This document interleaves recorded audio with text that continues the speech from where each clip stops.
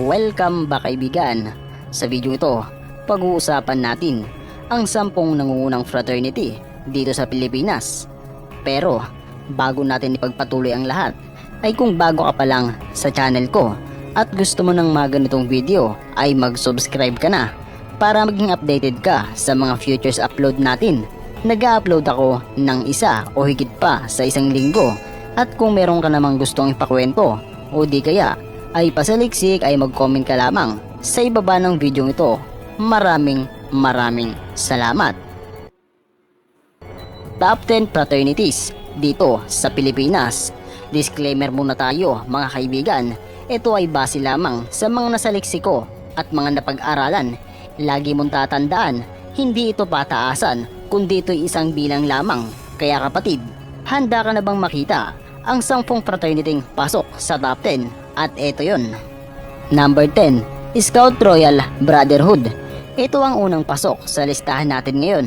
Ang Scout Royal Brotherhood o mas kilala sa tawag na SRB ay isa sa mga kilalang kapatiran dito sa Pilipinas. At alam mo bang isa rin itong international fraternity? Ito ay isang organisasyon para sa mga mag-aaral ng high school level. At alam mo bang magpasa hanggang ngayon, ang kapatirang SRB ay nananatili pa rin malakas at matatag. Itinayo ang kapatirang ito noong September 22, 1975 sa San Sebastian College. Itinayo ito ng mga magkakapatid na Alpha Phi Omega, Alpha Delta Chapter.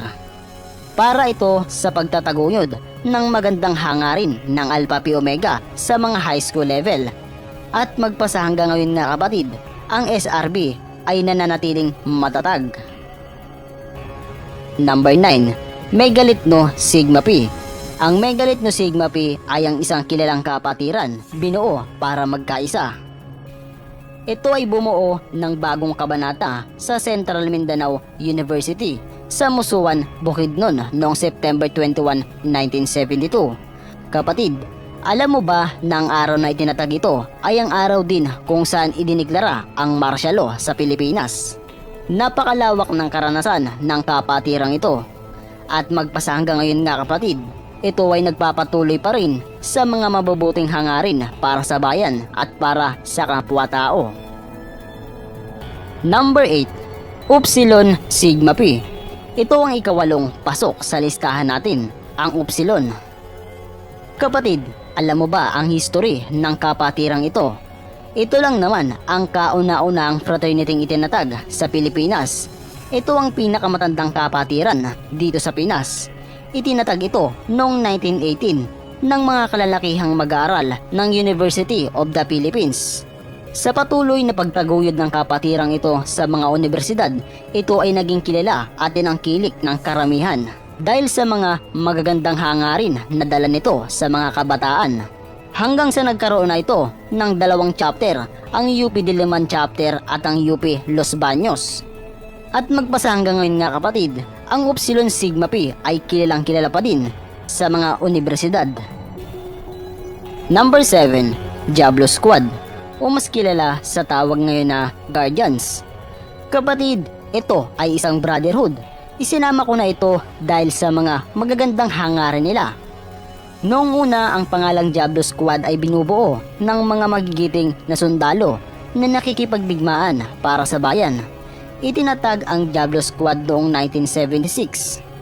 Noong una ay may 11 miyembro lamang ito na puro alagad ng batas.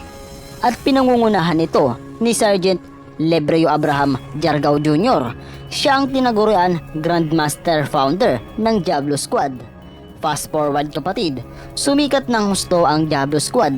Sa pangyayaring iyon, pinirata sila ng maraming tao at naging banta sila sa sandatahang Pilipino. Sa pangyayaring ito kapatid, upang hindi mabuwag ang samahan, pinalitan na lamang ito ng pangalan at ginawang Guardians.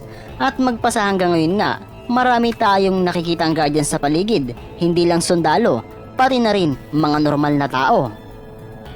Number 6, Magic 5 o mas kilala sa tawag na M5. Ito ang ika-6 na pasok sa listahan natin. Kapatid, ang Magic 5 ay napagtibay lamang noong April 23, 2004 sa kadahilan ng marami ang hindi pagkakaintindihan ng bawat isa. Pero teka, huwag mong iisiping bagito lamang ito. Dahil bago pa nabuo ang Magic 5 ay napakahaba na ng pinagdaanan nito. Bago pa man maging opisyal na tawag dito ang Magic 5, ang tawag na talaga dito noon ay Magic. Ito ay nabuo pa noong mga taong 1977. At alam mo ba na ang Magic 5 ay binubuo ng 9 na fraternity? At kabilang dito ang mga sumusunod: Crime Buster, Pi Lambda Epsilon, Alpha Rho Omicron, Delta Sigma Pi, Delta Sigma Family, Leysam, Samahang Bicolano, Sigma Iris Group at Krima. Marami ang nagsasabi na solido ang samahang ito at magpasa hanggang ngayon nga kitang-kita naman kung paano sila sumikat.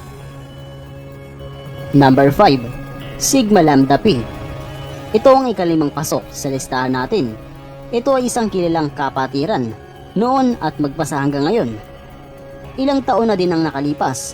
August 3, 1933 nang itinatag ito ng isang malakas at matipunong lalaki na nagngangalang Sergio Lopez Paredes.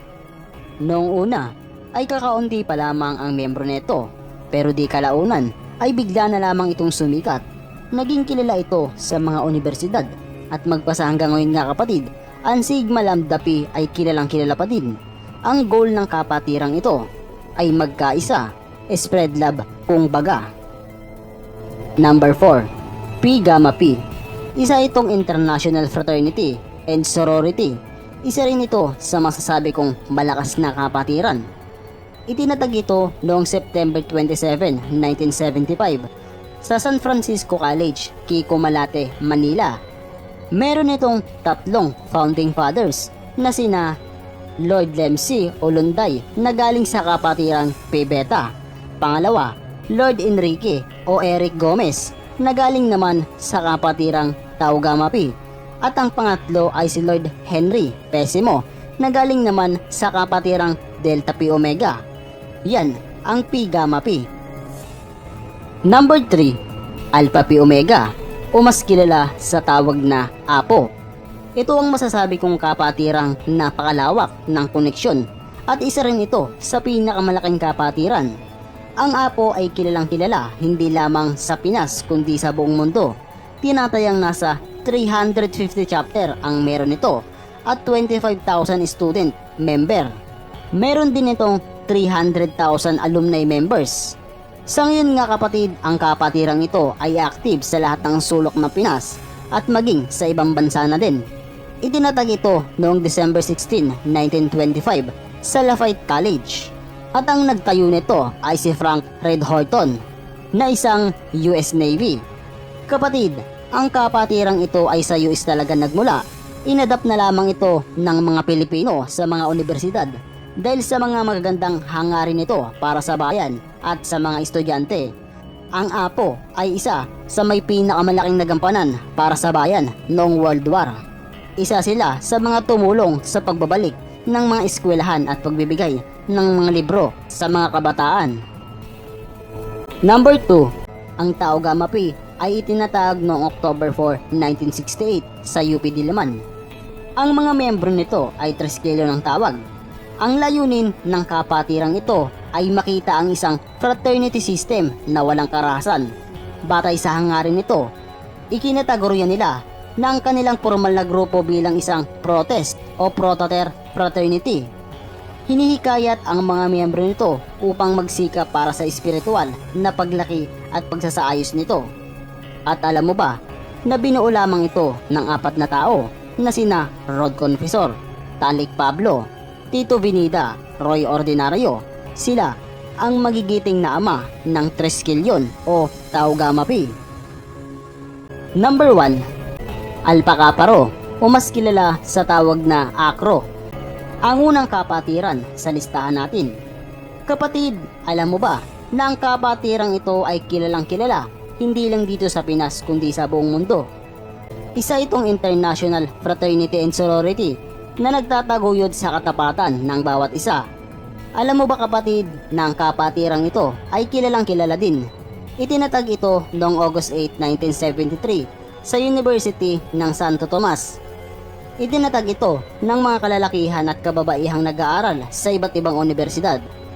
Nakaregister ang kapatirang ito bilang isang International Humanitarian Service Fraternity at magpasa hanggang ngayon nga ang Alpha Kappa Rho ay patuloy pa rin sa sinumpaan nilang tungkulin. So ngayon kapatid, nakita mo na ang top 10 fraternities dito sa Pilipinas. Nagustuhan mo ba? Pa-like at subscribe naman. So this is WinYT. Maraming salamat.